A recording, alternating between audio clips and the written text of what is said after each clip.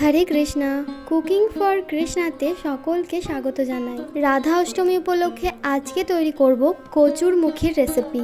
বছরের এই সময়টা প্রচুর পরিমাণে বাজারে কচুরমুখী পাওয়া যায়। ব্রজমণ্ডলে প্রসিদ্ধ রয়েছে শ্রীমতী রাধারানীর অত্যন্ত প্রিয় একটি সবজি হলো আরবি অর্থাৎ কচু। রাধারানীর প্রিয় সবজি কচু আর ছোলার ডাল দিয়ে আমার আজকের রেসিপি খেতে হয় অত্যন্ত সুস্বাদু। এটা ভাত বা রুটি যে কোনো কিছুর সাথেই কিন্তু খেতে খুবই ভালো লাগে। তাহলে চলুন দেখে নেওয়া যাক আজকের রেসিপি। এই রান্নার প্রধান উপকরণ হলো কচু।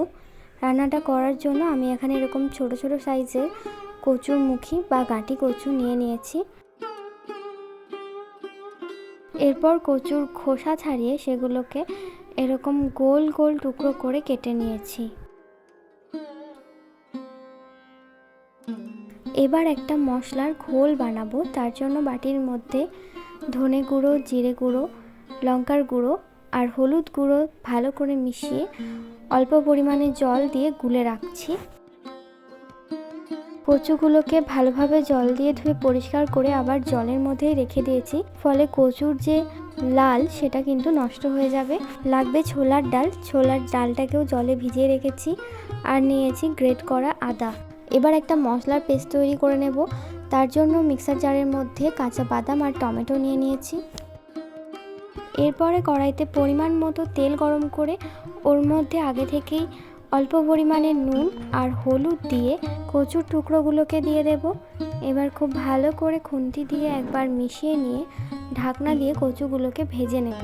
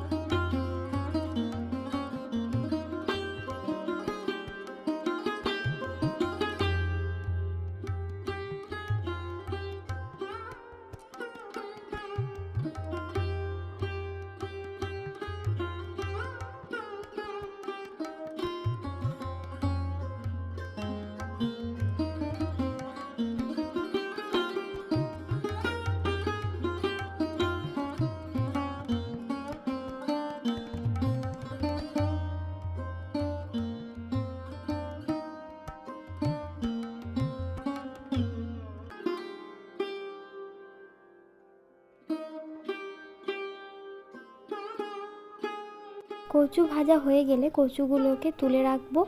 এবার কড়াইয়ের বাকি তেলের মধ্যে হিং, গোটা শুকনো লঙ্কা আর একটা তেজপাতা ফোড়ন দিয়ে দেব।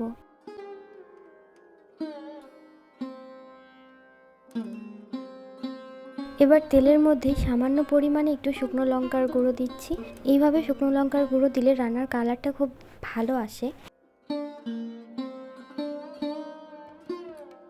এবার দিয়ে দিচ্ছি বাদাম আর টমেটোর পেস্ট। খুব ভালো মতো নাড়াচাড়া করে মশলাটাকে কষিয়ে নেব।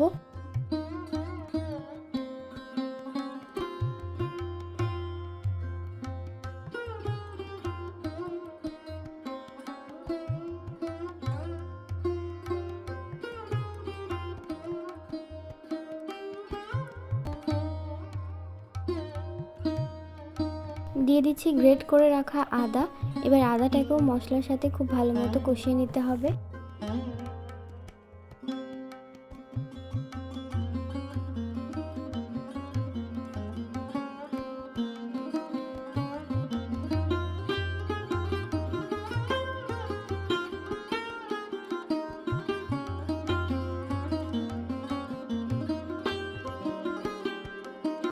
এখন দিয়ে দিচ্ছি আগে থেকে বানিয়ে রাখা মশলার ঘোল।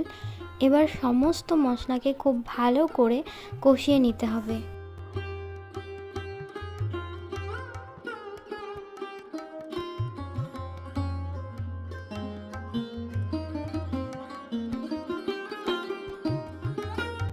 মশলাটাকে খুব ভালো মতো কষিয়ে নেওয়ার পর স্বাদ মতো নুন আর চিনি দিয়ে আবারও ভালো মতো মিশিয়ে নিচ্ছি।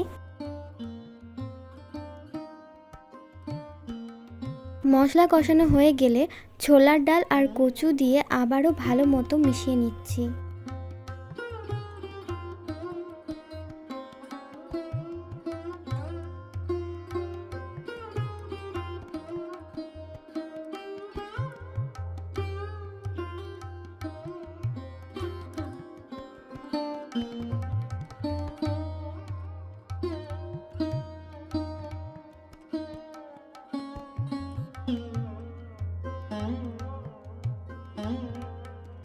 মশলার সাথে কচুটা খুব ভালো করে মিশিয়ে নেওয়ার পর এখন পরিমাণ মতো জল দিয়ে দিচ্ছি।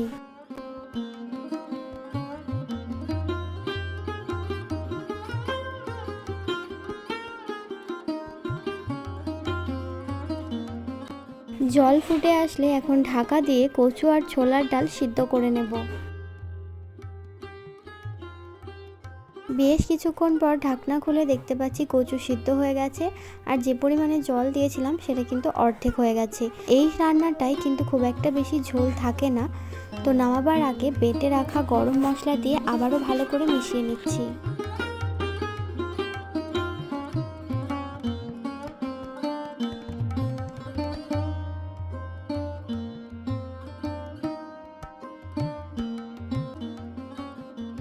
ছোলার ডাল দিয়ে কচুরমুখীর তরকারি একদম তৈরি। এখন তুলসী পত্র দিয়ে ভগবানকে ভোগ নিবেদন করব।